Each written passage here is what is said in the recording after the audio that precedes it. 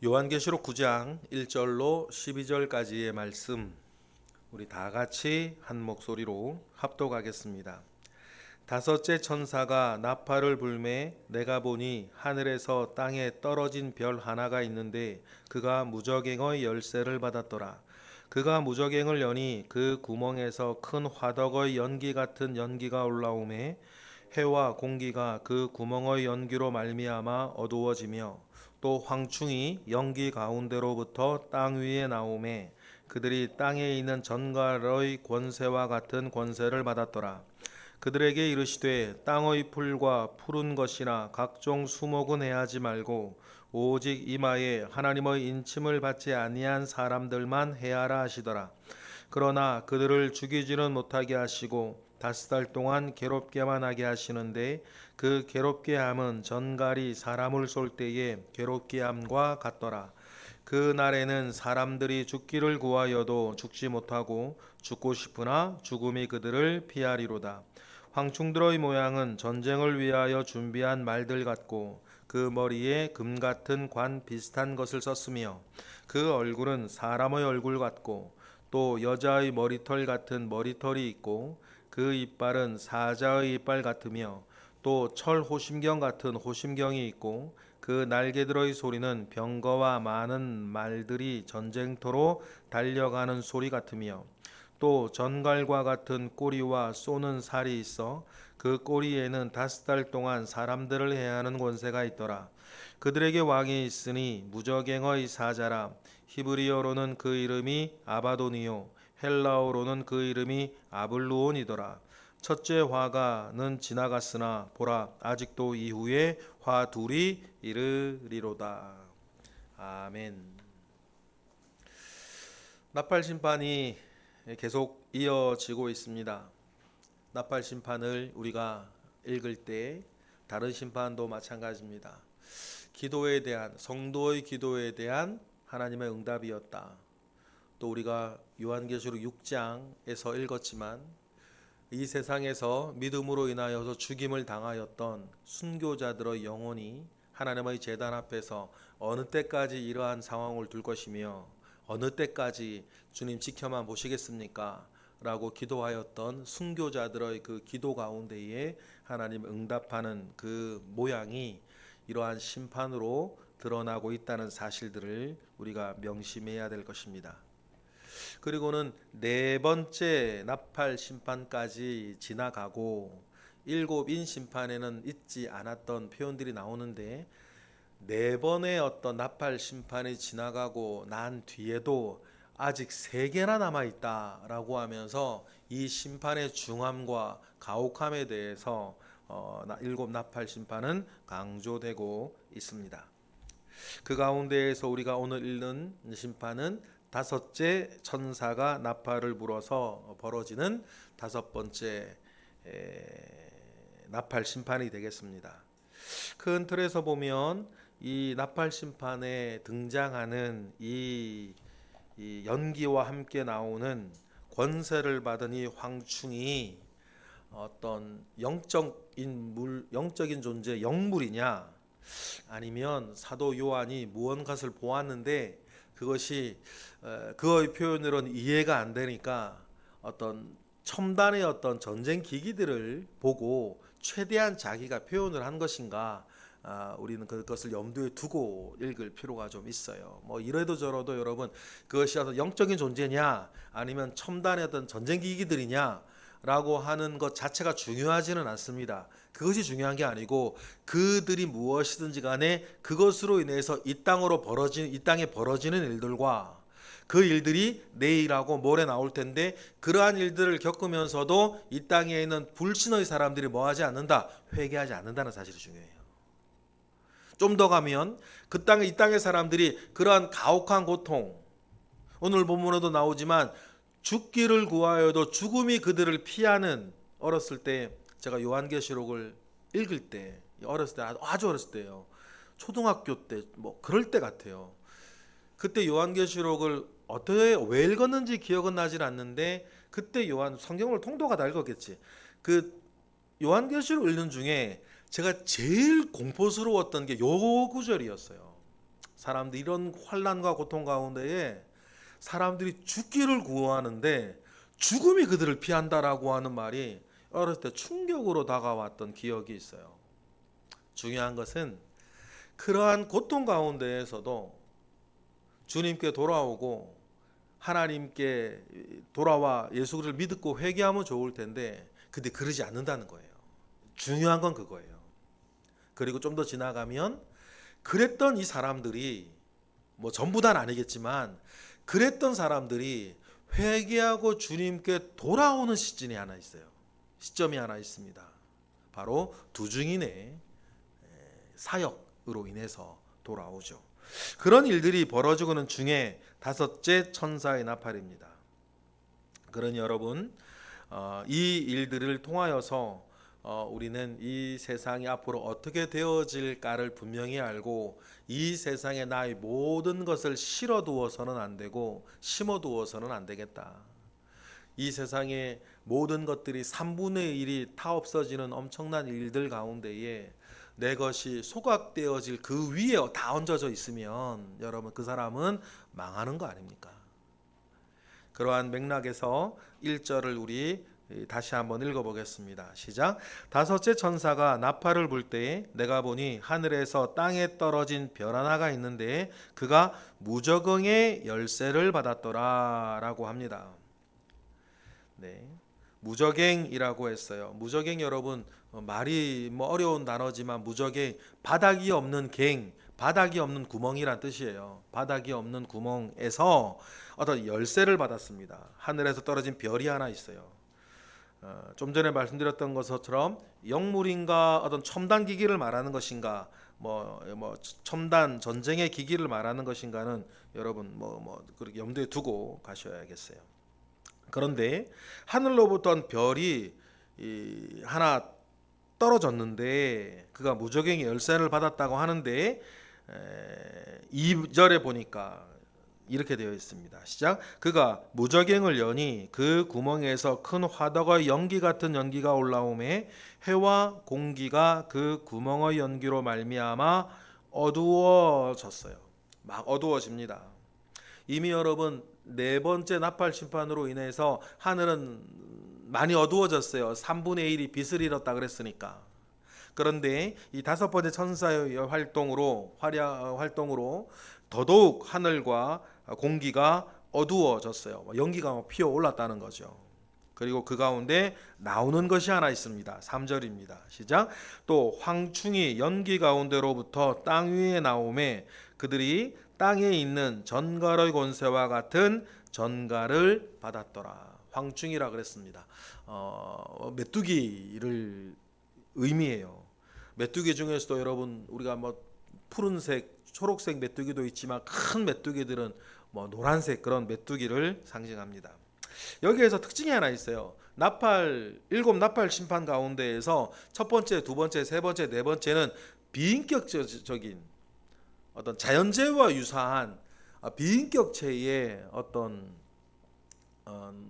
활동으로 인한 심판들이었는데 다섯째 천사로부터는 심판을 가하는 이 존재들이 원인들이 비인격체가 아니라 인격적인 어떤 그것이 영물이든 그게 첨단 전쟁기기라고 한다면 전쟁기기 안에 있는 사람이든 어떤 종교적 신화적으로 표현을 하고 있지만 무언가 사도유언을 보았는데 특징이 뭐냐면 다섯 번째 천사로 인해서 벌어지는 심판은 뭔가 인격체라는 거예요.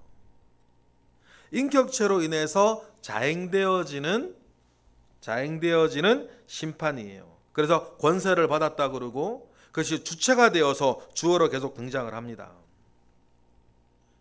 그리고 다섯째 천사가 그 황충들에게 말하는 것이 4절이에요. 4절이 되게 중요하죠. 4절 읽어보겠습니다. 시작.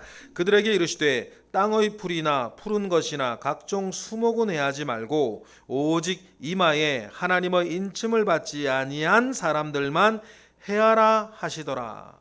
두 가지 주문을 하세요. 땅의 풀이나 푸른 것이나 각종 수목은 해하지 말라 그래요. 왜냐하면 이미 3분의 1이나 해해졌기 때문입니다. 여기서 더 해어지면 남아있는 3분의 2의 다른 것들이 상하여지면 이 땅에 남아있는 사람들이 살 수조차 없기 때문이에요. 여기에서 우리가 하나 느낄 수 있는 게 뭡니까? 심판과 진노 자체가 하나님의 목적이 아니라는 사실이에요. 무언가 하나님 지금 기회를 주고 싶어 하세요. 그래서 그들의 삶의 터전을 3분의 2가 남은 그들의 믿지 않는 일을 할지라도 그들의 삶의 터전을 하나님은 지켜주고 싶어 하신다는 거죠.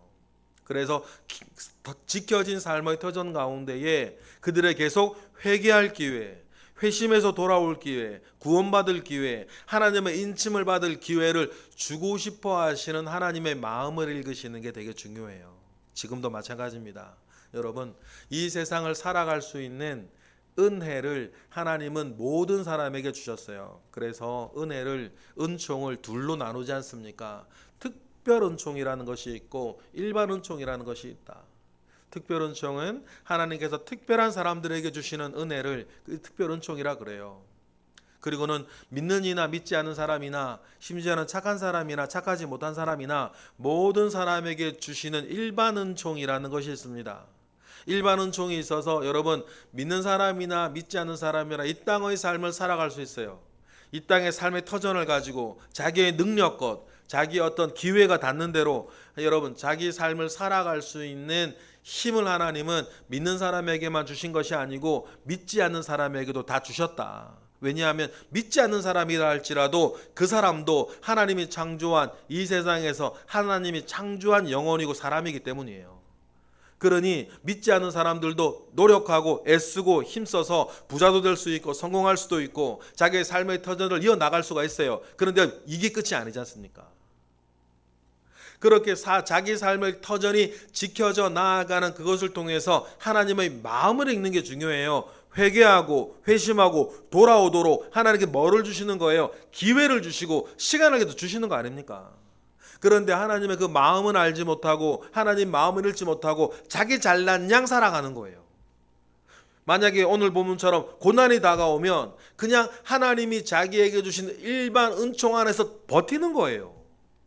다른 희망을 가져요. 마음이 하나님으로부터 떠난 자들 아닙니까? 그러면 하나님은 계속해서 그들의 삶의 터전을 지켜주시면서 시간을 주시고 기회를 주시는데 자기들의 악독과 자기들의 죄악과 자기들의 무심함과 자기들의 무지 안에서 하나님이 살라고 주신 은혜 안에 하나님께 오지 못하고 버티고 이상한 표현이지만 인내하면서 하나님께 돌아오질 않아요. 그러니 여러분 이들의 마지막 이들의 결국은 무엇이겠어요? 하나님은 이 7 나팔 심판 안에서도 그들의 삶의 터전을 지켜주시면서 기다려주시는데 그 마음을 여러분 끝까지 받아들이지 못하면 그들에게 있는 건 여러분 죽음의 심판밖에 없다. 멸망의 심판밖에 없다는 것입니다. 그리고 4절 하반절에 보니까 주님이 두 번째 부탁을 하나 하시는데 뭡니까? 하나님의 인침을 받은 사람은 해하지 말라는 얘기를 하세요. 여러분 이것으로 우리는 또 알게 되는 것이죠.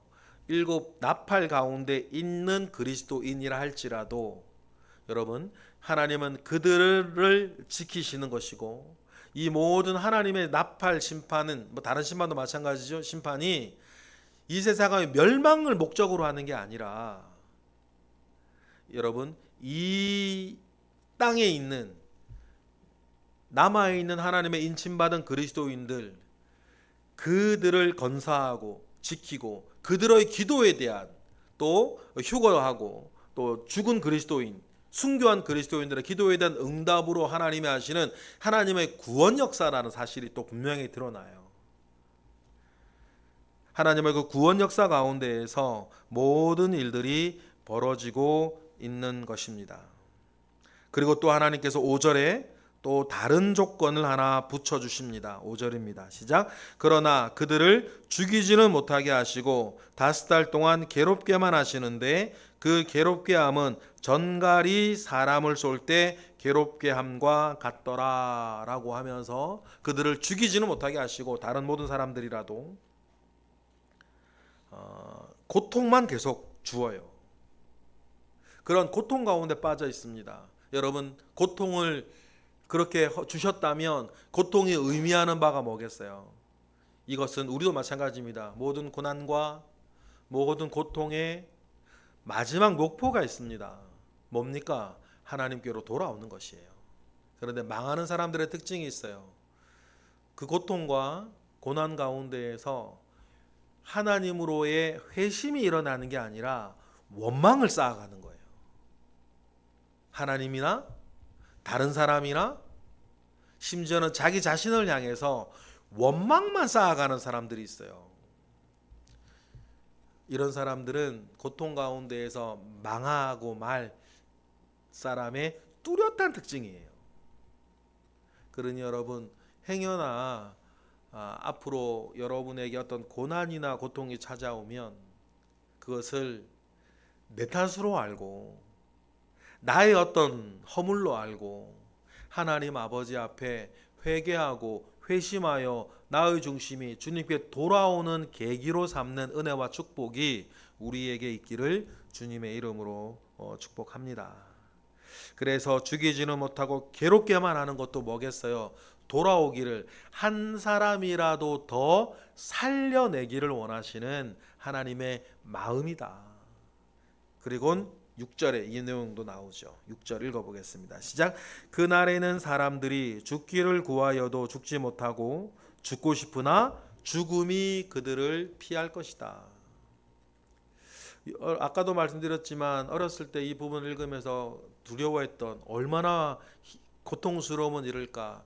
또 비슷한 구절이 하나 있는데 왕들과 권세자들이 바위 밑에 숨어서 덜덜 떤다 이런 내용도 같은 느낌이었어요.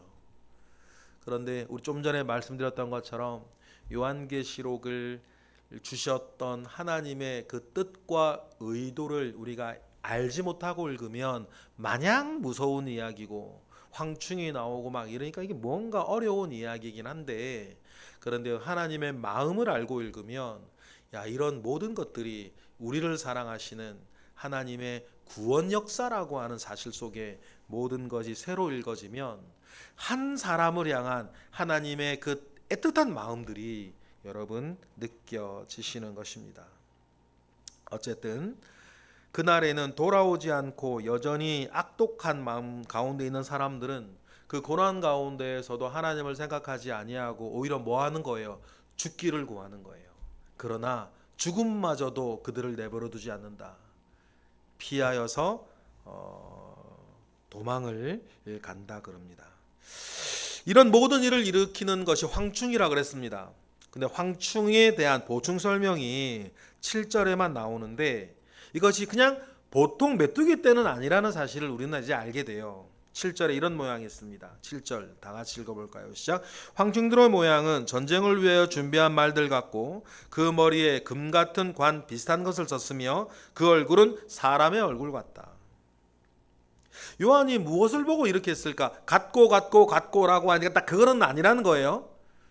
우리 요한계시록에서 여러분 자주 등장하고 놓치지 말아야 되는 게 뭐 같다라는 표현이에요. 딱 그건 아니라는 거예요. 그런데 뭐 같은데 과연 요한이 본 게 뭘까? 8절부터 막 나오는데 여러분 2000년 전 사람이라고 생각해 보세요. 무언가를 봤어요. 2000년 전에 그 자기 인지 수준으로 지금 굴러다니는 탱크를 보면 요한은 뭐라고 얘기를 할까요?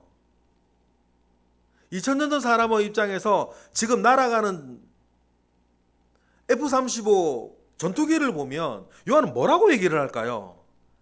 요한의 입장에서는 만약 그것이 탱크요, 전투기요, 뭐 탄도미사일이면 요한의 입장에서는 그걸 표현할 길이 없는 거예요. 그러니까 뭐 같고 그러니 8절 9절 읽을 때 영물일 수도 있는데 이게 만약에 탱크나 기관총을 막 쏘는 탱크라면 어떨까? 우리가 뭐 재미로라도 상상해 볼 수 있겠죠? 황충의 모양이 금 같은 관을 가졌고 얼굴은 사람의 얼굴 같은데 8절 9절 어떻게 활동을 하냐면 8절 9절 10절처럼 활동을 해요. 읽어보겠습니다. 8절부터 10절이에요. 시작.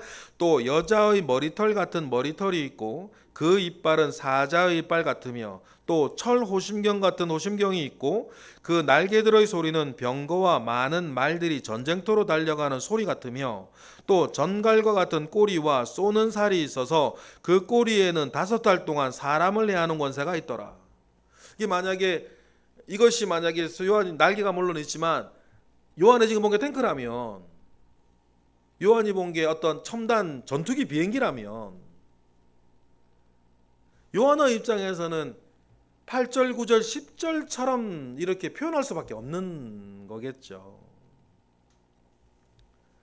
그리고 인격체 같으니까 그곳에는 뭐 타고 있는 뭔가가 있을 수 있고, 요즘은 또 기술이 더 발전해서 AI로 작동한 어떤 전쟁 어떤 로봇 같은 거라면 어떻게 표현할 길이 없는 것이겠죠.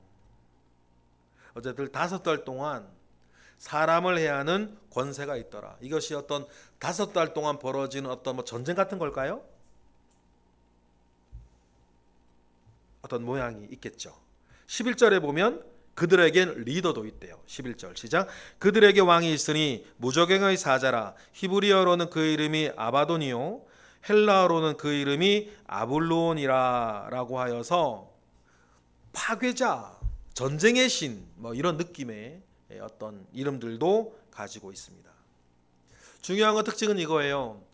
5째 심판은 3분의 1의 황폐한 심판이 다 자연과 관련된 심판 다 지나가고, 무언가 영물이든 인간이 조종하는 무언 기계류들이든 인격을 가지고 사람을 괴롭히고 벌하는 그런 심판의 내용이 있어요.